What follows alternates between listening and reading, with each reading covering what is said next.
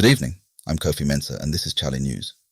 Tonight, nearly 700 Ghanaians are headed home from South Africa, but there's a brutal catch waiting at the airport. A bank manager just dropped bombshell testimony in a major corruption trial. And 10 years after the June 3 disaster, are we any safer? Let's get into it. The South Africa crisis is forcing the continent to act. Malawi has now launched its own voluntary repatriation program, joining Ghana as nearly 700 Ghanaians prepare to fly home this weekend.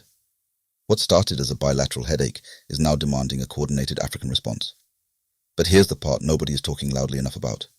Once those Ghanaians step off that plane having been fingerprinted, they cannot return to South Africa for 10 years.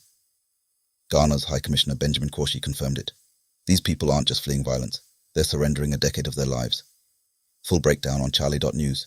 To understand why people are desperate enough to accept that deal, a Ghanaian woman is currently in a South African ICU. Attackers beat her savagely when she refused to hand over money. She had shown them her papers. Didn't matter. Let that sink in.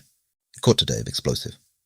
An ADB bank manager testified that former NSA Deputy Executive Director Gifty Oware-Mensah personally signed a letter ordering public funds transferred to her own company, Blocks of Life Consult Limited. The letter was read aloud in open court. The trial resumes June 11th. Today marks 10 years since the June 3, 2015 disaster at Kwame Nkrumah Circle killed more than 150 people. 10 years. The AMA says it's working to prevent a repeat, but has published no independent audit of flood or fire risk measures.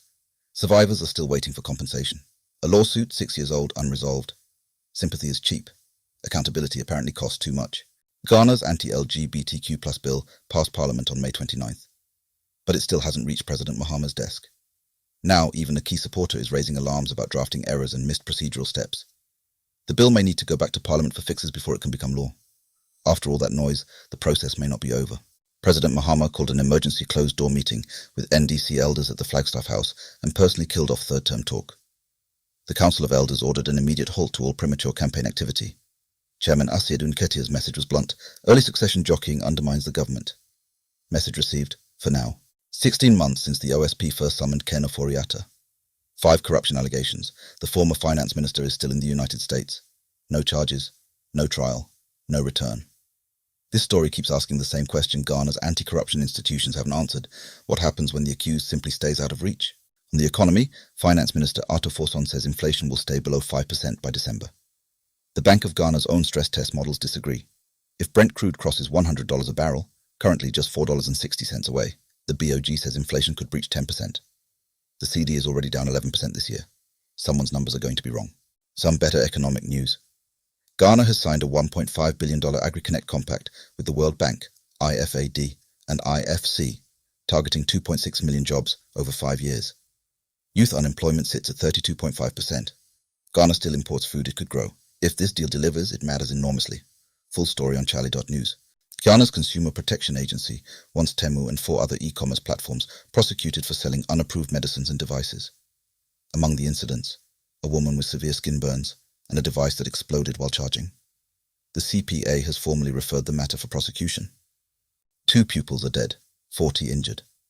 A school bus crashed at Asin-Homaho in the central region. The driver lost control while handling a sleeping child in an overloaded bus with students crowding around him. The driver and school proprietors now face arrest. These children deserved better. England's FA is actually sitting down to plan how its players should handle the pre-match handshake with Thomas Partey at the World Cup, given that Ghana's football chief selected him despite 7 counts of rape and 1 count of sexual assault. Ghana vs England, Boston, June 23rd. The whole world will be watching. Coach Carlos Queiroz, after the Black Stars' 1-1 draw with Wales, conceded in the 90th minute, quoted no book that praises beautiful football without results. Fair point. But with the World Cup days away, a late equaliser against Wales is not exactly the statement anyone wanted. We end on something that genuinely made us smile. Idris Elba, son of a Ghanaian mother, was knighted by King Charles III at Windsor Castle today. Sir Idris Elba, honoured for his anti-knife crime work and youth advocacy. Ghana claims him, and rightly so. That's your evening digest.